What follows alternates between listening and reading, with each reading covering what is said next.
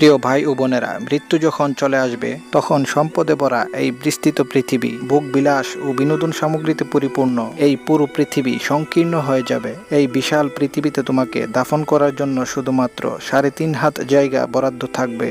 মাটির নিচে সেই অন্ধকার কবরে তোমাকে একা ফেলে রেখে আসা হবে। তুমি জানো কি কারা তোমাকে বহন করে সেই অন্ধকার কবরে রেখে আসবে?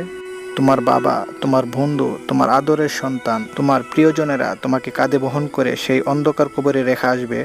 সেই নির্জন ও একাকিত্বের ঘরে তোমাকে মাটি চাপা দিয়ে রাখা হবে। সবাই তোমাকে দাফন করে নিজ নিজ গৃহে ফিরে আসবে। আজকে তুমি যাদেরকে এত ভালোবাসো, যাদের জন্য দিনরাত এত পরিশ্রম করো, তারা কেউই তোমার সাথে থাকবে না। তোমার কবরে শুধুমাত্র তুমিই থাকবে। এমন সময় আল্লাহ তাআলা তোমাকে ডাক দিয়ে বলবে, হে আমার বান্দা, ওরা সবাই তোমাকে ফেলে চলে গেছে, তোমাকে এই অন্ধকার কবরে একা রেখে গেছে। আজকে আমি ছাড়া তোমার পাশে আর কেউ নেই। আজকে আমি ছাড়া তোমাকে দেখার মতো আর কেউ নেই। প্রিয় ভাই ও বোন, আল্লাহর কসম করে বলছি, সেই কঠিন মুহূর্তে তোমার চোখের সামনে তোমার সমস্ত অপরাধগুলো ভেসে উঠবে। তোমার মনে পড়ে যাবে দুনিয়াতে তুমি মসজিদের মিনার হতে ফজরের আজান শুনতে, কিন্তু নামাজ না পড়ে মুয়াজ্জিনের ডাকে সাড়া না দিয়ে গভীর ঘুমে আচ্ছন্ন হয়ে থাকতে। তোমার মনে পড়ে যাবে দুনিয়াতে থাকতে তুমি তোমার বাবা মায়ের অবাধ্যাচরণ করতে।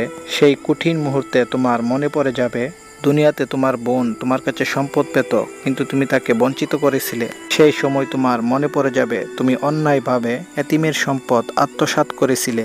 সেদিন তোমার মনে পড়ে যাবে তুমি অন্যায়ভাবে আত্মীয়তার সম্পর্ক ছিন্ন করেছিলে। তোমার মনে পড়ে যাবে তুমি মালে ভেজাল দিয়েছিলে, মানুষকে ধোঁকা দিয়েছিলে। হে যুবক, তোমার মনে পড়ে যাবে তুমি নির্জন মুহূর্তে হারাম কাজ করেছিলে, বিভিন্ন অশ্লীলতা ও পাপাচারে লিপ্ত হয়েছিলে।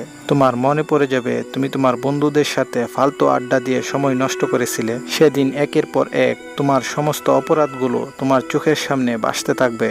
তুমি তখন আফসোস ও পরিতাপের সাথে চিৎকার করে বলতে থাকবে, হায় আফসোস, আমি যদি আমার মূল্যবান জীবনটাকে নষ্ট না করে পরকালের জন্য ভালো কিছু করে আসতে পারতাম। প্রিয় ভাই ও বোনেরা, আল্লাহর কসম করে বলছি, সেদিন তুমি তোমার কৃতকর্মের কারণে অনুতপ্ত হবে।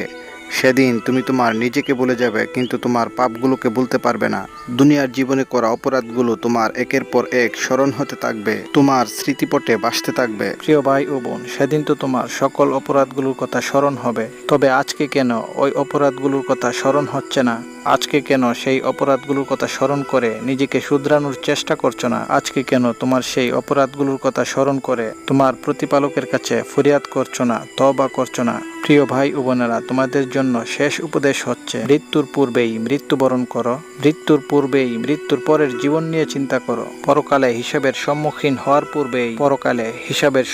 হওয়ার পূর্বেই নিজের জীবনের হিসাব নিকাশ করো।